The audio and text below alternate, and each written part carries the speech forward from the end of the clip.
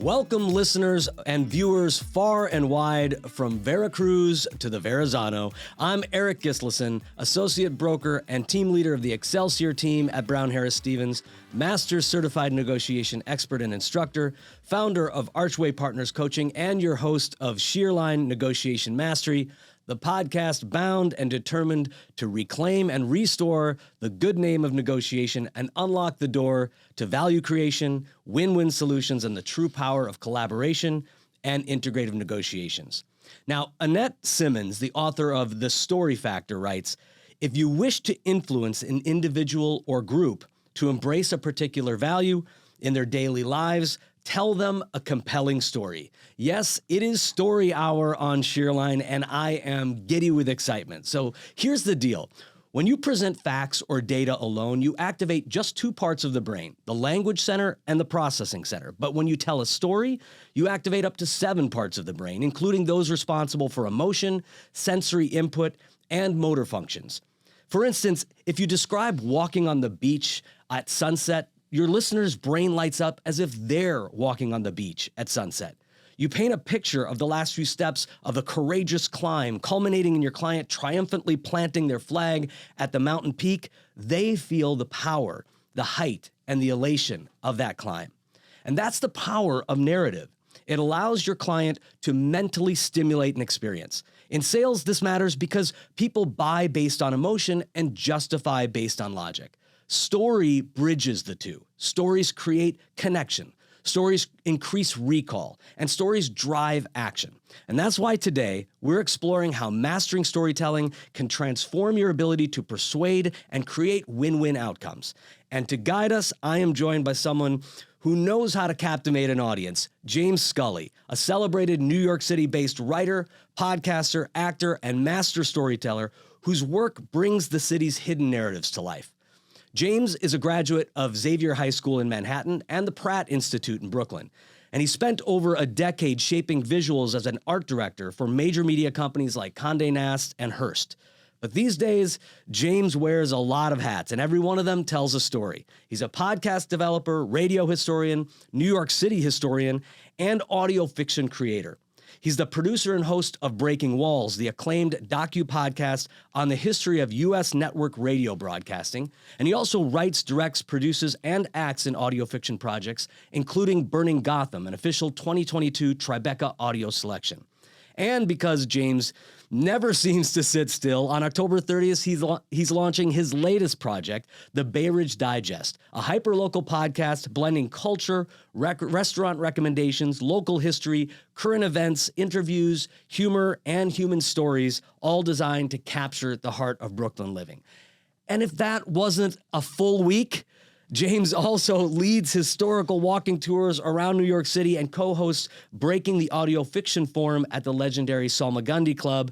Simply put, James doesn't just tell stories, he immerses you in them, and I'm thrilled to welcome my very good friend, James Scully, to the Shear Line. Thank you. It's great to have you here, James. Yeah. I've actually never really had somebody lay out everything that I'm doing at the same time. It's a lot. It was the Gone with the Wind treatment. Yeah, it was very long. Well, I was going to say, you must have like some access to some hidden underground tunnel in the city that gets you from place to place. I have been in some underground tunnels in the city, actually. Yes, I have. I bet you have. Well, I'm so glad to have you here, and I'm thrilled to have this conversation. You and I go way back. We do. As not only as good friends, but as actors. I've worked on a couple of your projects myself. Yes, you did. Yeah, in fact, with Burning Gotham, after the opening segment, the first scene, you are the first voice that is heard after mine. There you go. We have the first conversation in acting there. So that's great. The legendary Dr. David Hussick. That's right.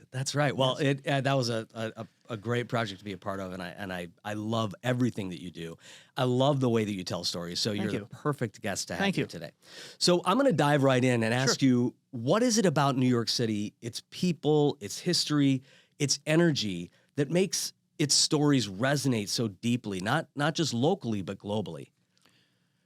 Well, I think you have to go back to the beginning of New York to understand that not only was New York, New Amsterdam Dutch, but it's the only one of the major, what become the United States colonies, that is not only Dutch, but formed not for religious freedom, but for commerce.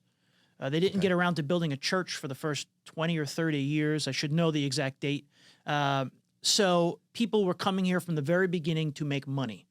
And that kind of capitalistic mentality creates perhaps a transient society, but also one that literally there have been more people who have come in and out of New York in the last 400 years, I would argue, than any other place in the entire world. So there are more stories to be told. Some are anonymous stories.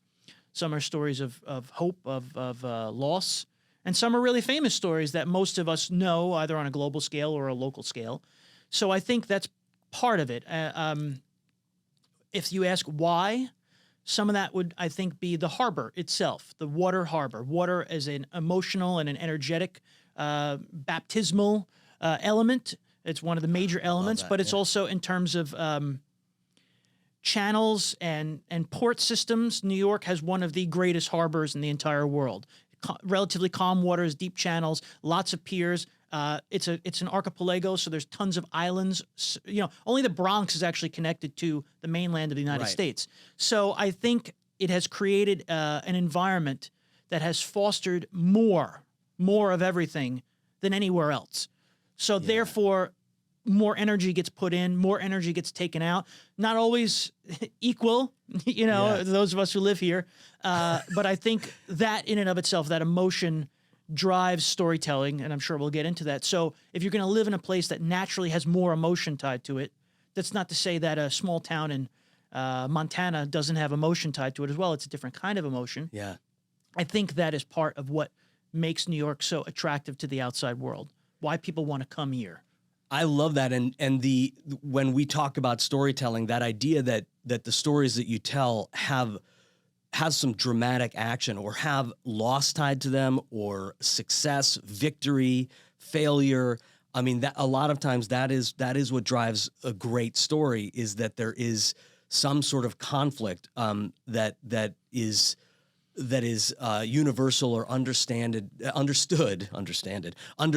by a wide audience or by a universal audience. Correct. Absolutely. Yes. Yeah. I think the pages within the prose of your and my life novels might vary, but the general chapter titles are going to be roughly the same. And that is the case for everybody.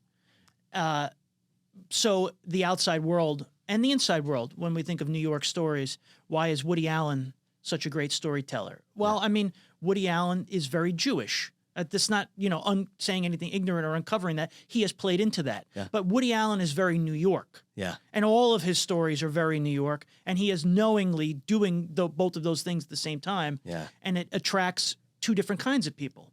It might attract a Jewish person from somewhere else that relates to that, or it might attract someone from Chicago Sebastian Maniscalco. He's an Italian-American from Chicago. Yeah. But when he speaks about his family, I am not full Italian-American. I'm an Ellis Island baby, Italian, Irish, German. I jokingly say that. But I get his parental and familial background and the ridiculousness of it, because it is not unlike the things that I've experienced. So the chapter titles might be similar, but the words on the pages underneath that might be a little different. Yeah, and the way, and that's going to lead us into the next several questions, the way that those, just Sebastian Maniscalco and Woody Allen, who you just mentioned, the way that they connect their stories to a wider audience or appeal to a wider audience in the way that they tell their stories is magical. And obviously they're very successful at the way they do it. And I don't think that they're necessarily trying to appeal to the wide audience, because I don't know that really works. After all of these, I mean, I guess I've been an adult for 20 years now, and I don't think, like a show like Seinfeld, I just saw that Yankee Stadium is having Seinfeld bobblehead night this coming month. Wow. And the bobblehead is George Costanza sleeping under his desk. I just heard a radio ad for it yesterday, and I laughed and I thought, Seinfeld has been off the air. It happened to go off the air. The last episode of Seinfeld, May of 1998, is the same day Frank Sinatra passed away. What are the odds of that? Yeah, what are the odds of that? These two New York institutions at the same time coming to an end, for one reason or another. But Seinfeld has been off the air since 1998. They're still giving away bobbleheads at Yankee Stadium. And that's like an attractive thing. And I think partly, like, you would never say that Larry David is the everyman. Right. You would never say that in a million years. So he's not trying to appeal with his neuroses to a wide base. He's just, you're building character depth, ridiculousness, all of these things that eventually you bring everybody in. These, I mean, look at, I'm on a tangent, but Oh, go. I love it. look at what is being put out in theaters these days. Such a large percentage are remakes, sequels, etc., because it's meant to be the lowest lift, the greatest potential return on investment with the least risk for failure. Yeah.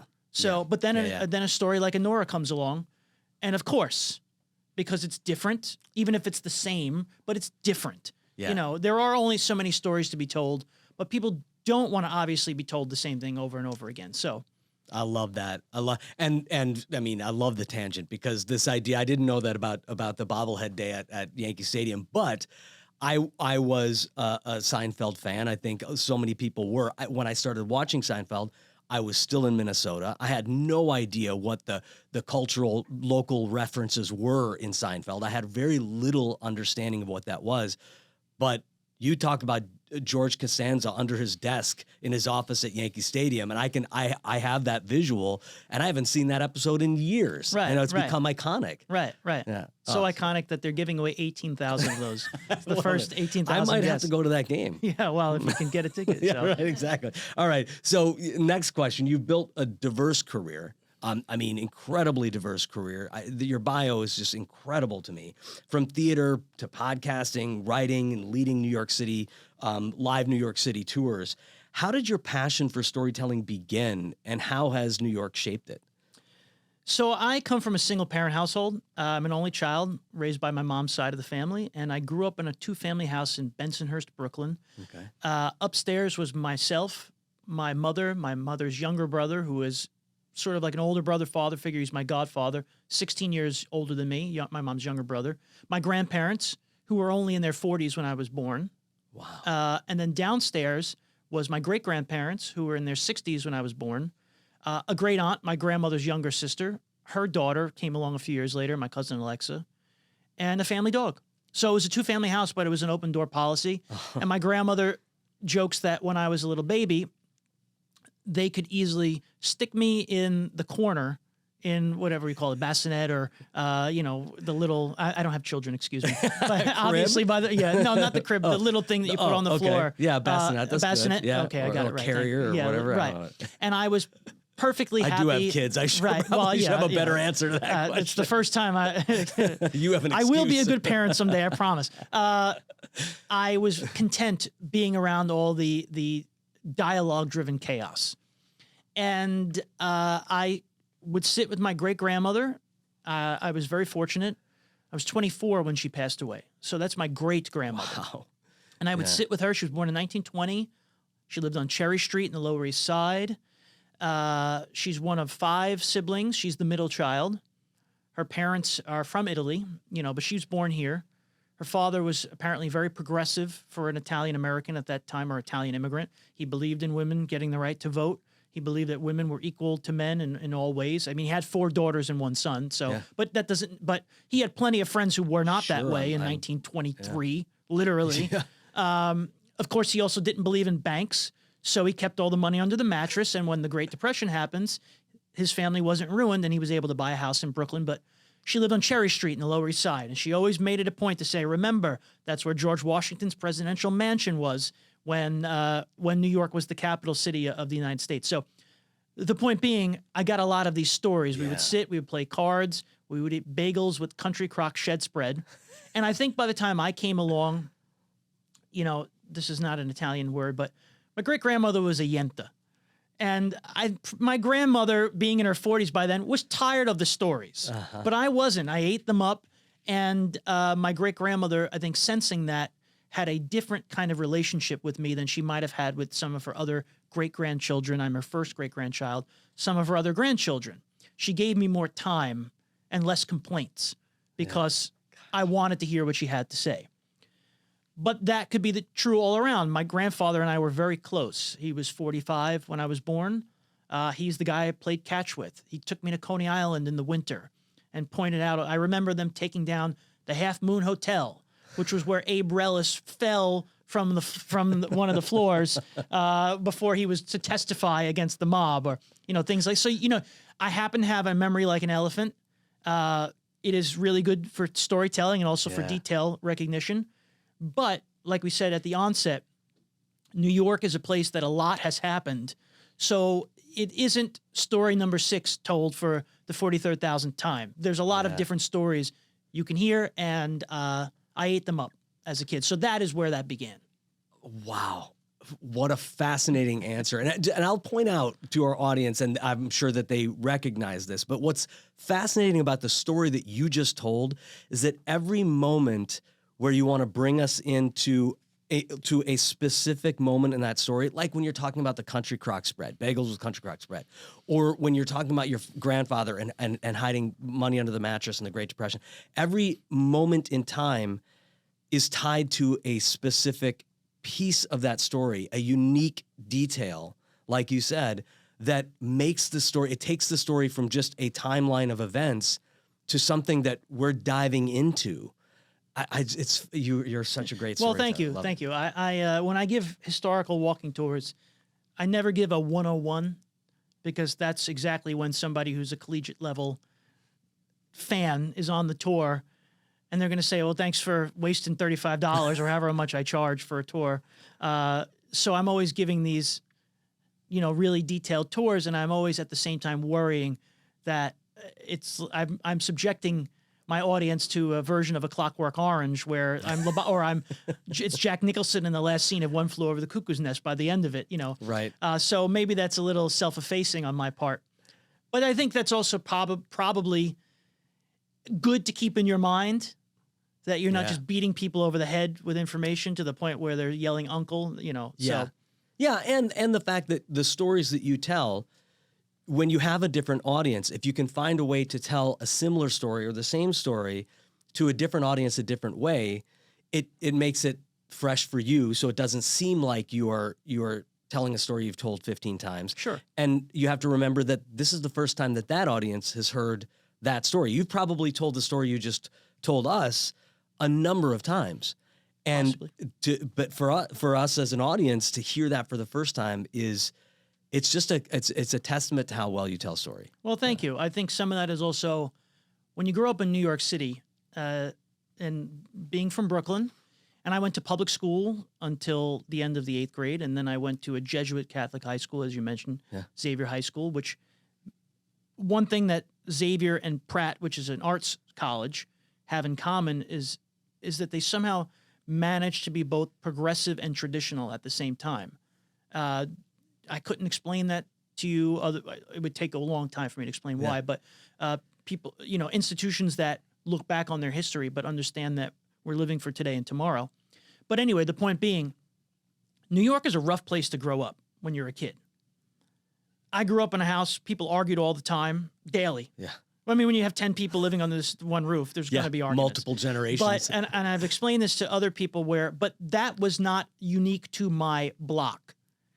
Everyone is like that. So you think this is just life until you get to a point where maybe you're going to Manhattan by yourself as a teenager, and you realize, well, not quite, or to college where you're suddenly making friends with a lot of people who are not from New York City, and you realize, okay, not everybody is like this. Yeah. Crazy.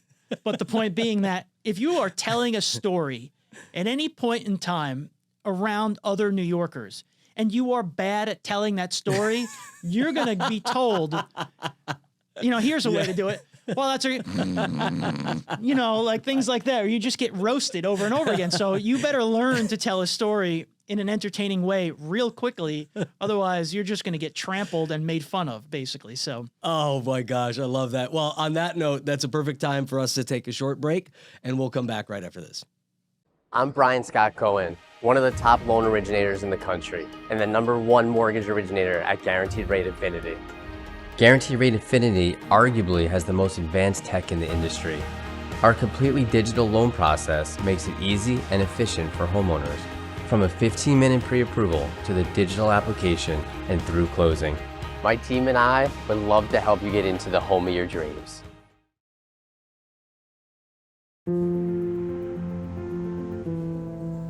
What do you really need to know about buying or selling a home? First, it's serious business, and it's complicated. There's a lot of money on the table, and emotion too. you need an agent who knows the ropes. So, whether you're buying or selling your home, work with professionals who have a mastery of the craft. All right, everyone, welcome back. We're here with James Scully. James, with your vast experience, what makes a story stick with someone long after they've heard it? Is it emotion? Is it the imagery, pacing, or is it something deeper than that? Well, I think it's two things. I think, one, it has to be relatable on some general level. If I'm going to tell you a story and it's so out there that it either is unbelievable and there's no point in listening any further, take a story of somebody having a paranormal experience or something like that. There has to be a level of mundane for it to be believable and not, you're clearly just pulling from various films that you've seen. So, Right. I think there has to be a relatability on one level. And on another level, there has to be something unbelievable and interesting. So I think there has to be both of that. Yeah. Because life is that. It is the mundane mixed with, the night sky has stars in it. We see the stars, but the stars are a smaller percentage than the night sky itself. So there has to be some sort of balance for that. I think that's kind of what leads people to interest. I like that because you're creating a level of contrast so that you ground the story in something that is, like you said, the mundane, which is something that maybe is a little bit more believable, and then then you can then create the contrast to something that is more unique or what we would consider maybe unbelievable, but because it's tied to that mundane thing, it's now all of a sudden it's like, oh my gosh, that sounds like it.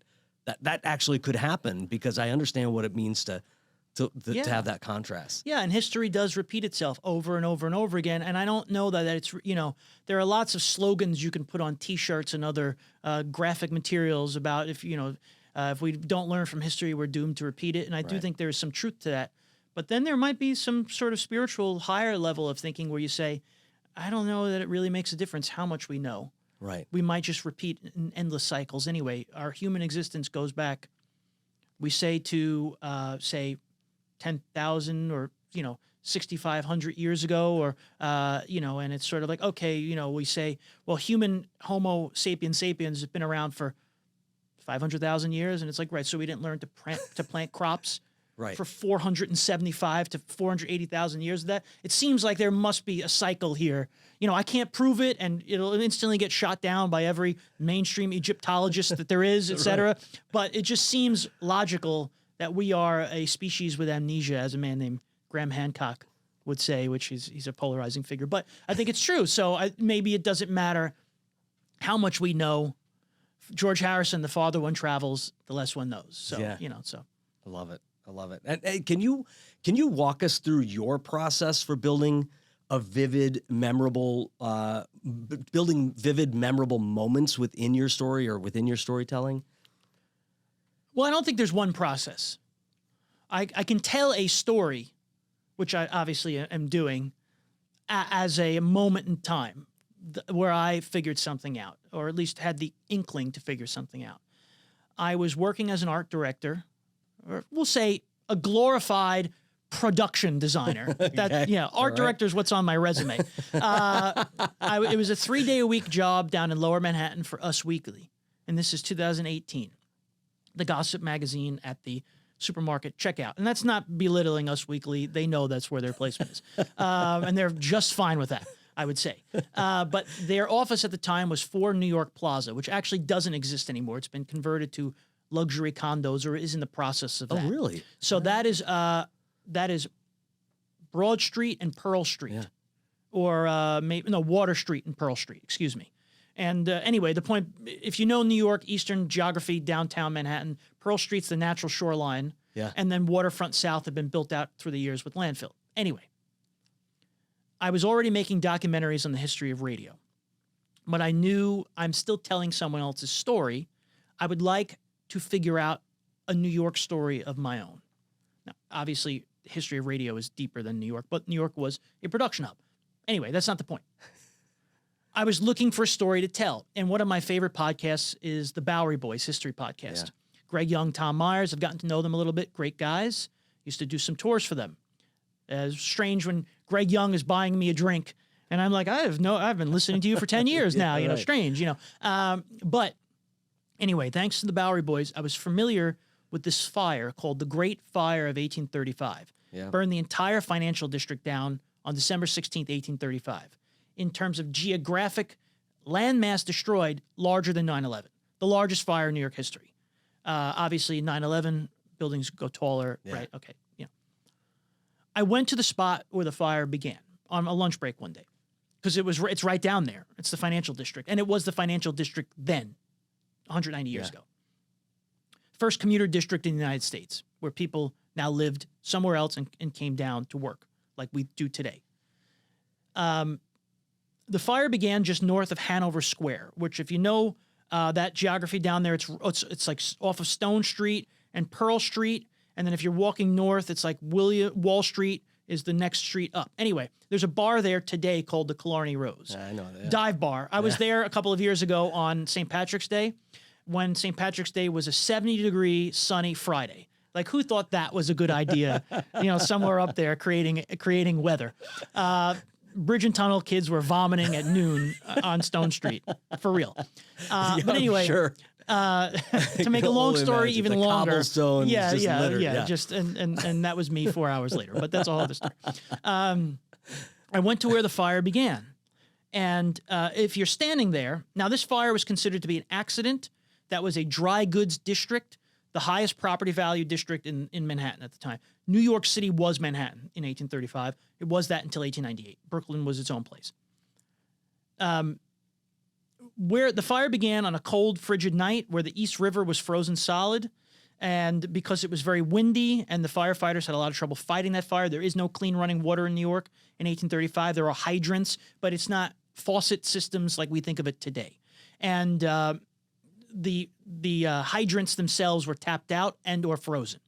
So there was really not much that firefighters could do. They actually had to blow up a path, a giant path in the way of the fire to prevent the fire from going up Broadway and spreading.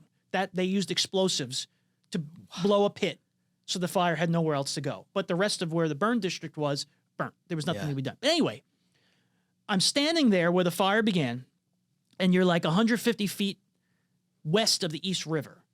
And if I turn this way and look south, you see Pearl Street and Stone Street and Hanover Square, and there's South William right there, or it's maybe Market Street, I forget. And north is Wall Street. And I thought, you know, that's funny. If you came to me and this is probably the New Yorker in me, if you came to me and said, hey, we're going to do an arson. We're going to burn the financial district down. What's the best place to start this fire on a cold, windy night in December to see that it shoots off in as many directions as possible, as fast as possible?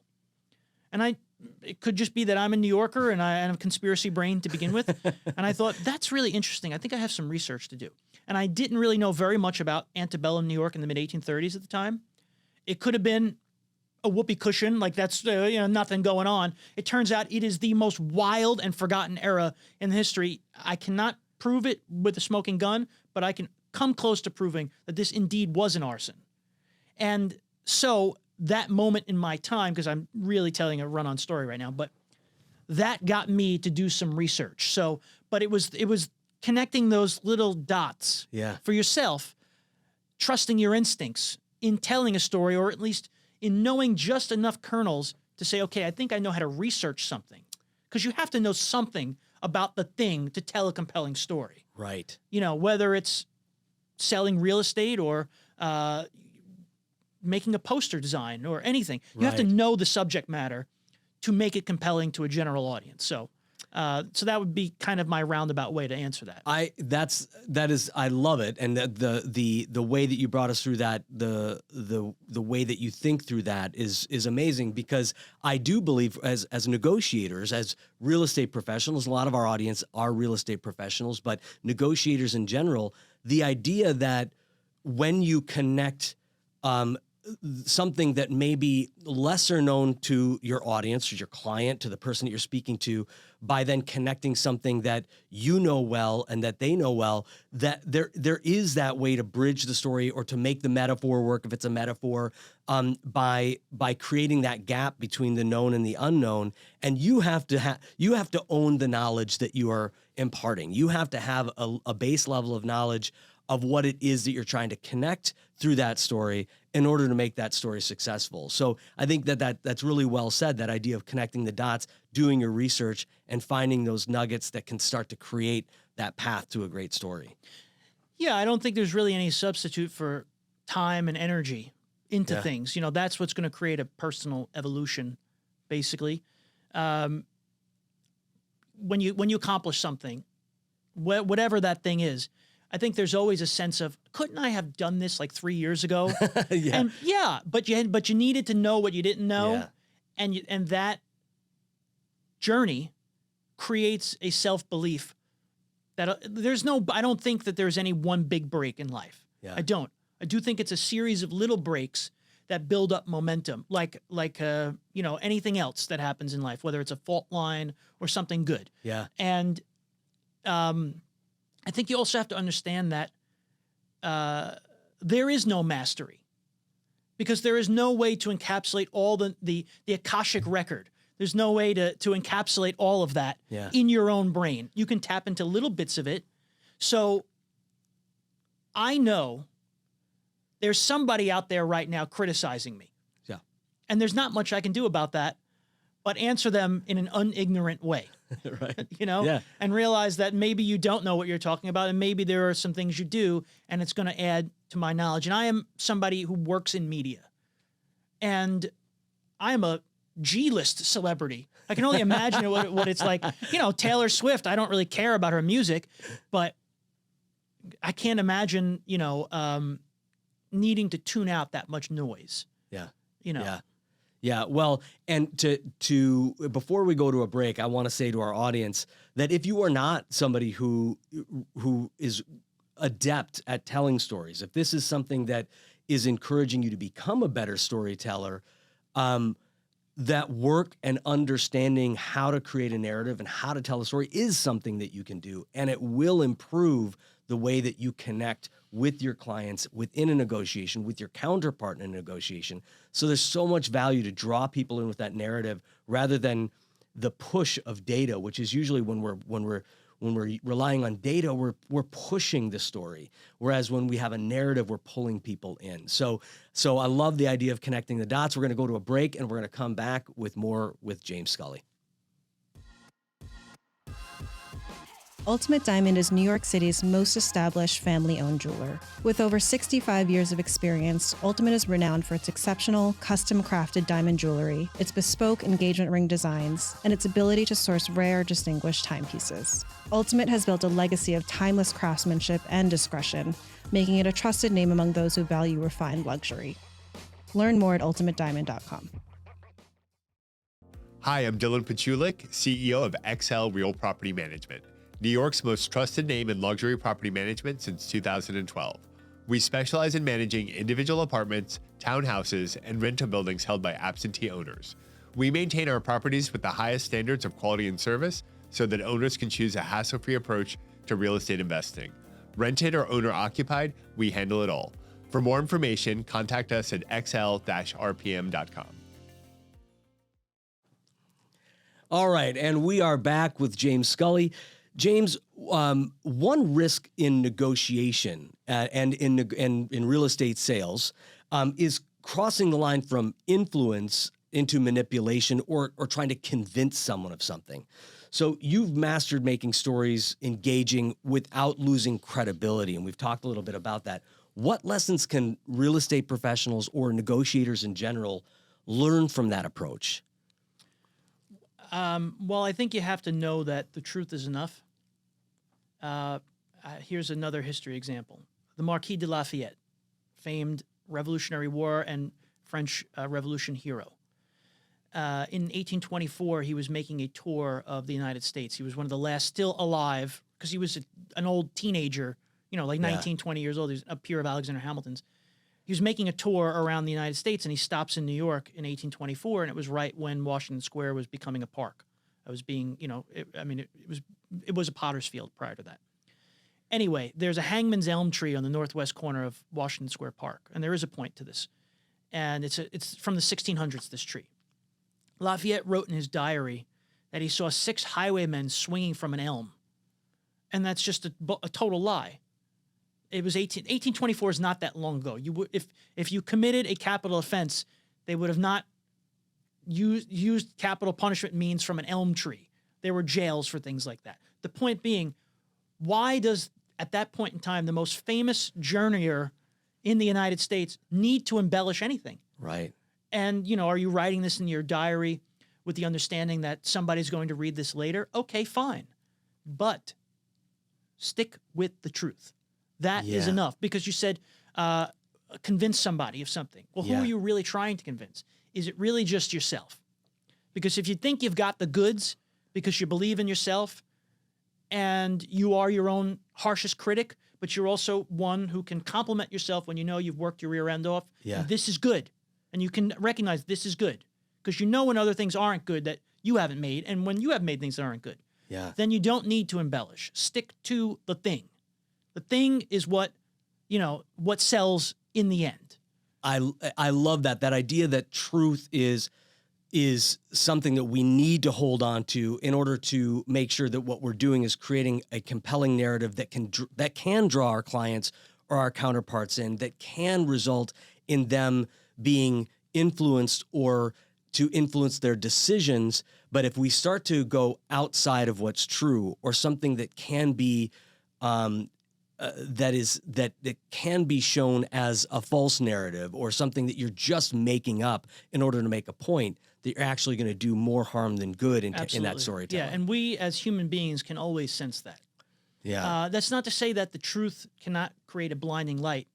There is righteousness in lots of places in history and current times where people think they are in the right because this is true. Yeah. But I'm not trying to take it to that extreme of a level. I'm just saying, when I look at Craigslist listings and I'm a trained photographer and I know all of your photos have a fisheye lens, I know that this place is smaller than you want me to think. Right. It's just, that's the truth. Well, and to that point, one of the things that I am a huge proponent of, and that bothers me from a real estate standpoint is, you talk about pictures as a narrative. And it's kind of interesting that you bring this up, because when you look at someone's listing, whether it's a Craigslist listing or it's a $20 million townhouse property, and you're looking at the listing photographs or the listing video, and if those things do not connect, if one does not connect with the other and end up telling a narrative story of that property, for instance, in your example of a Craigslist ad where you have 3 pictures of 3 different kitchens, and there's French doors in one picture and no French doors in another, and you're trying to make sense of what does this floor plan actually look like? And of course, there's no picture of the bathroom and there is no floor plan. And immediately your thought is, I'm being lied to. Of course. I'm being told a story that is not true. Right. As opposed to having those pictures and that video or that floor plan connect you into something that's actually leading you down a path to go, this is interesting to me.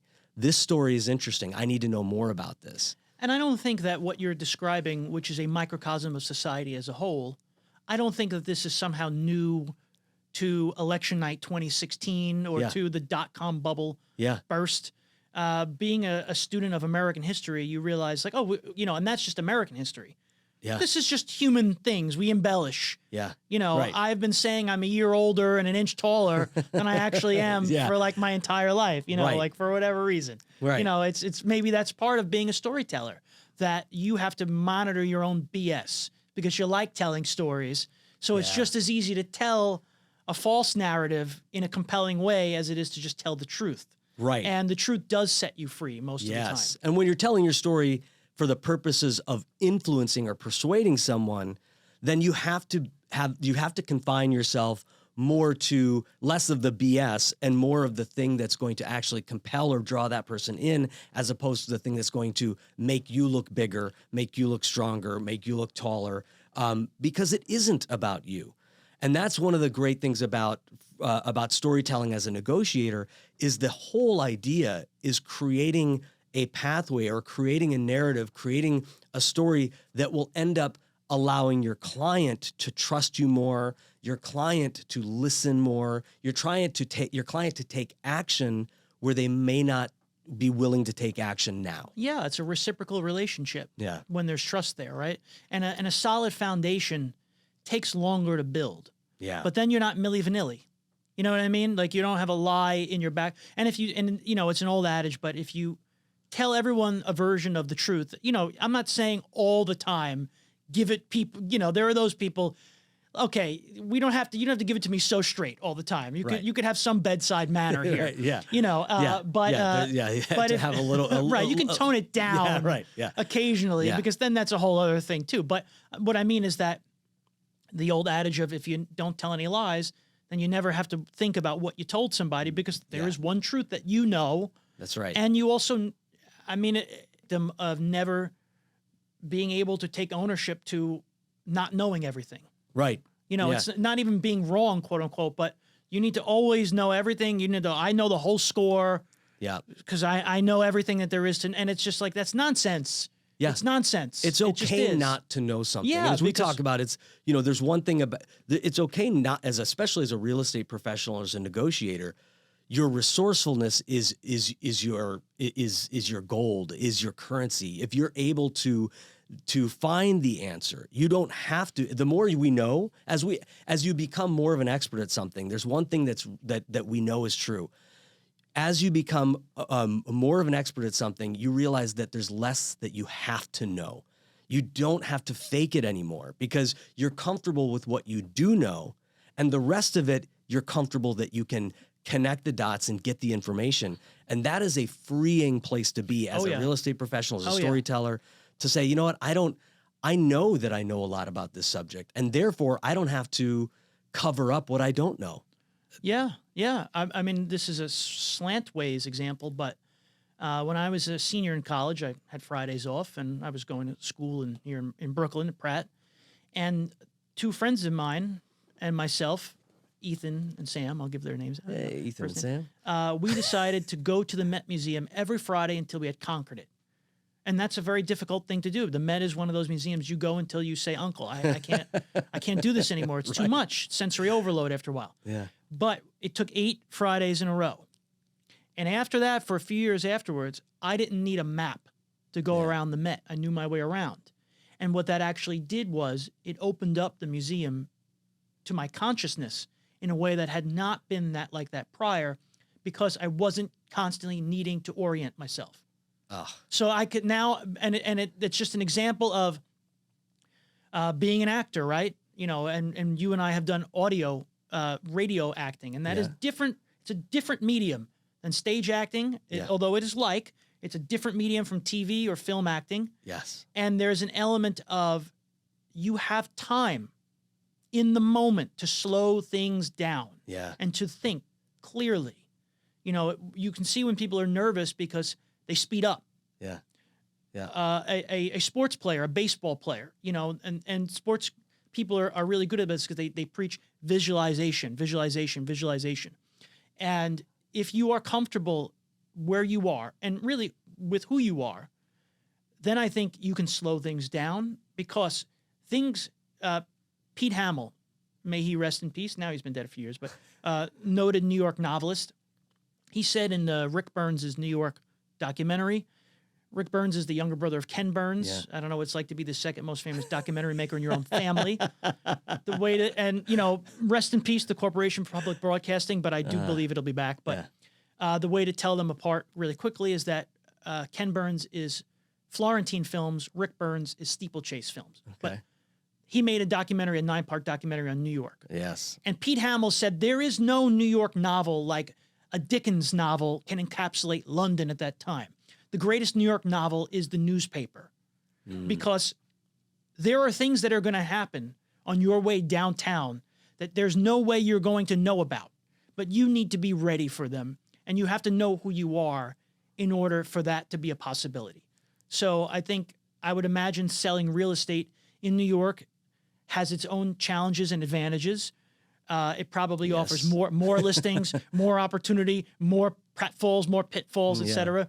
But anybody who's good at their job, one obviously has to like it. Yeah. You know, the Andre Agassi's of the world who hate tennis but are forced to become great tennis. They're few and far between. Yeah. You know, Yeah. once you get out of school, you kind of choose your own way by your passions. Yeah. Eventually, I think if you're smart, I think you will know the score inside more than anywhere else. Yeah, there's no question about it. To have that passion for real estate, for architecture, for the city itself, is something that helps a lot of real estate professionals guide their path.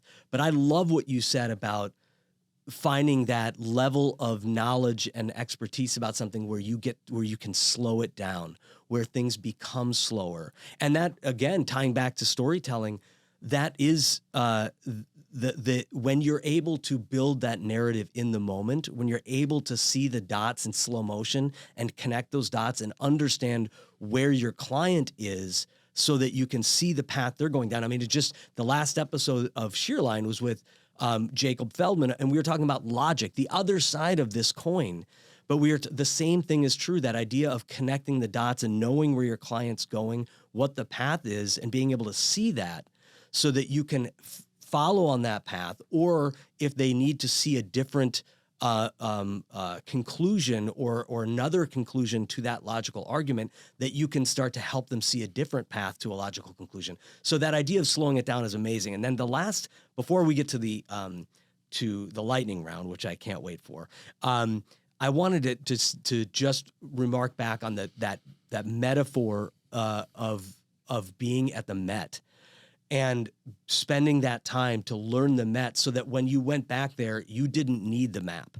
And that, I think, is something else that's really, really not ties into storytelling, but ties into our mastery or our expertise as negotiators and real estate professionals, whoever's listening to this podcast.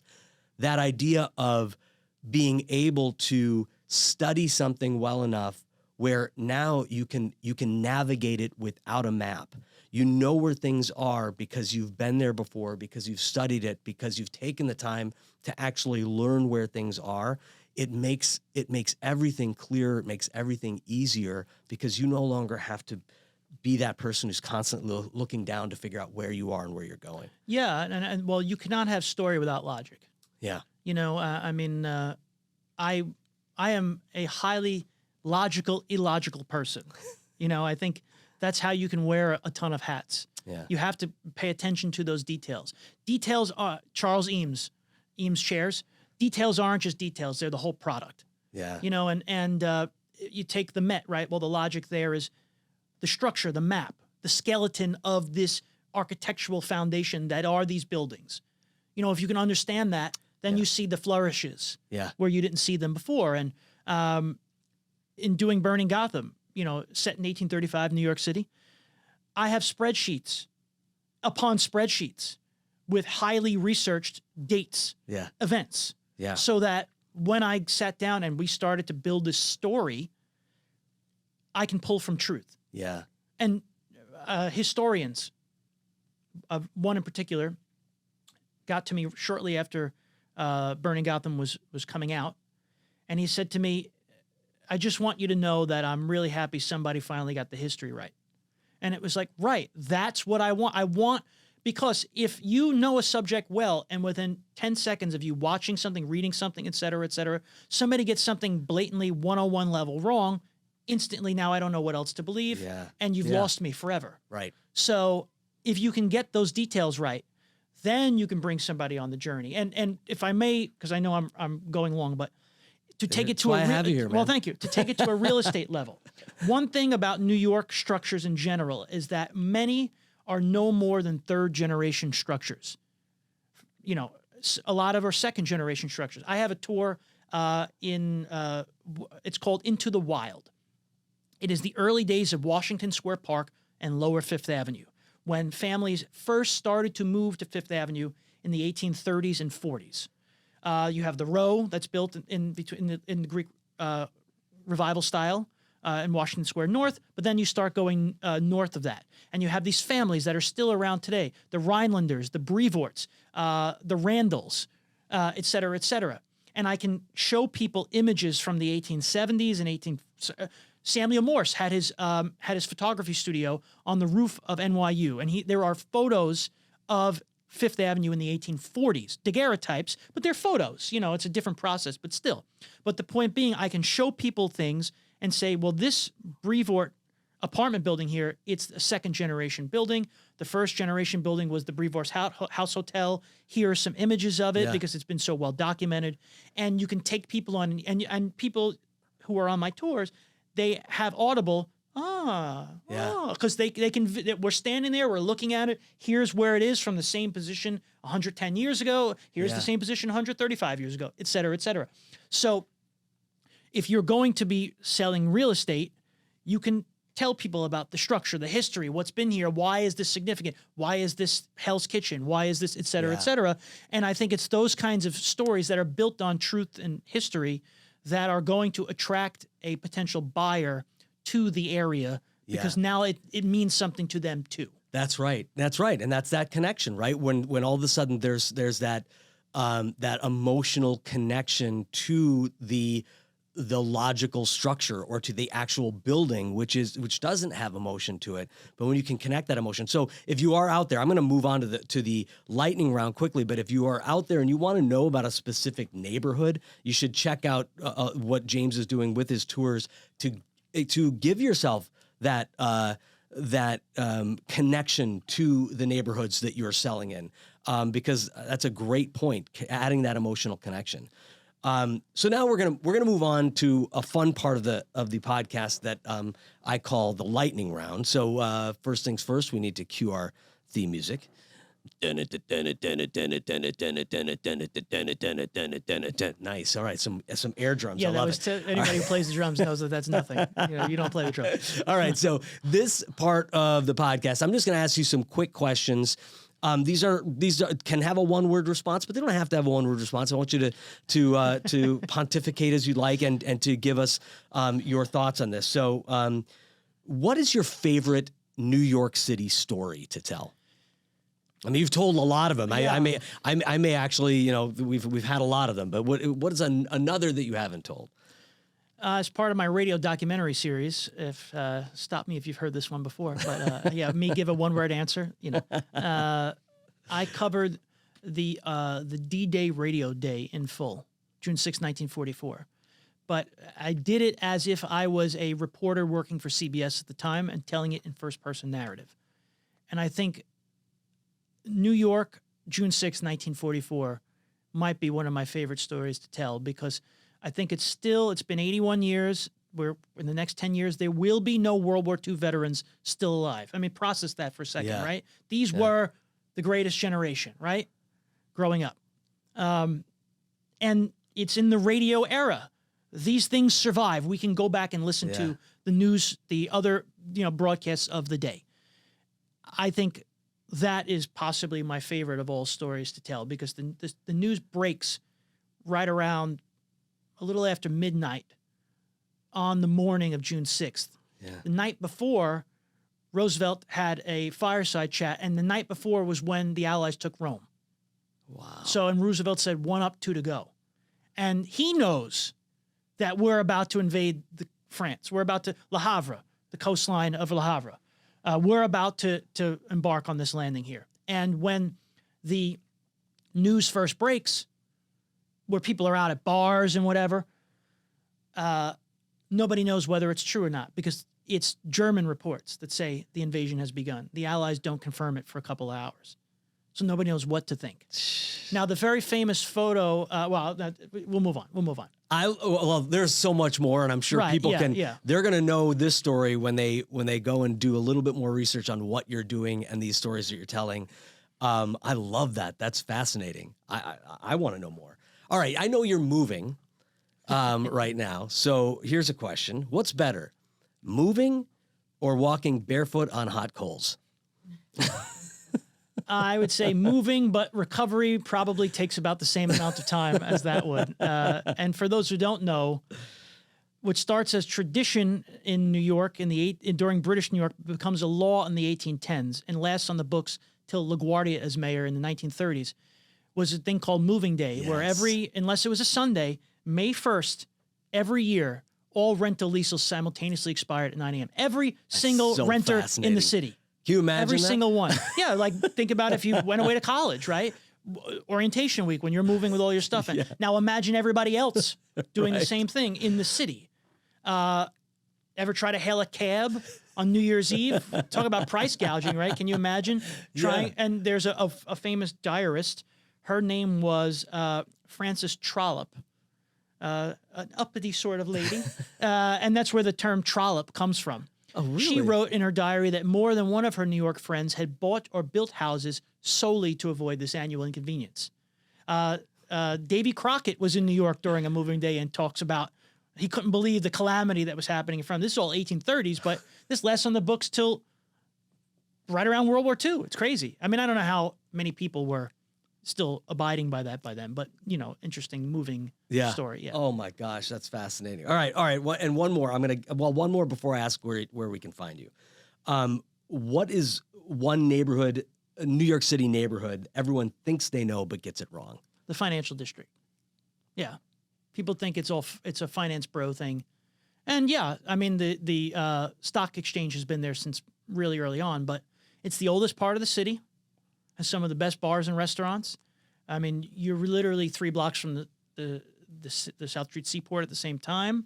But Francis Tavern is down there, one of my favorite restaurants. Yeah, there's a museum upstairs. Which is a great museum. Yeah. Go during the day if you want to go to the museum because it's open during the day. They get that wrong.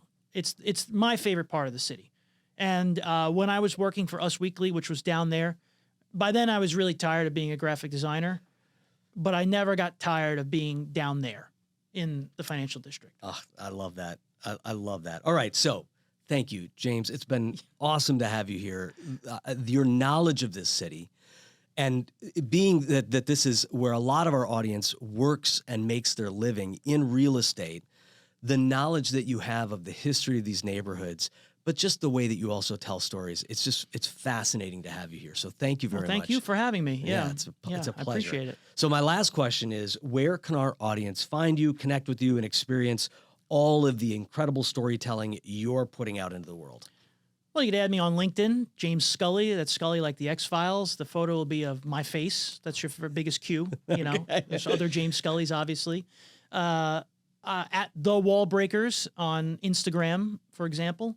I'm launching a new podcast called the Bay Ridge Digest podcast. That would be at Bay Ridge Digest everywhere on social media. That's a hyper-local show. If you want to listen to Burning Gotham, burninggotham.com, available anywhere you get a podcast. Me, first voice. You can hear Eirik, Eirik does lots of voices on Burning Gotham.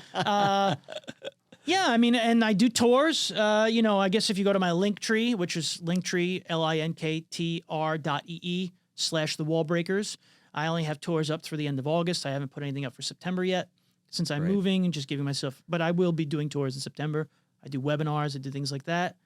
Not to speak out of school, but I also am very open to doing tours with real estate people, building a tour. If you want, to potentially attract potential buyers or industry-centric things.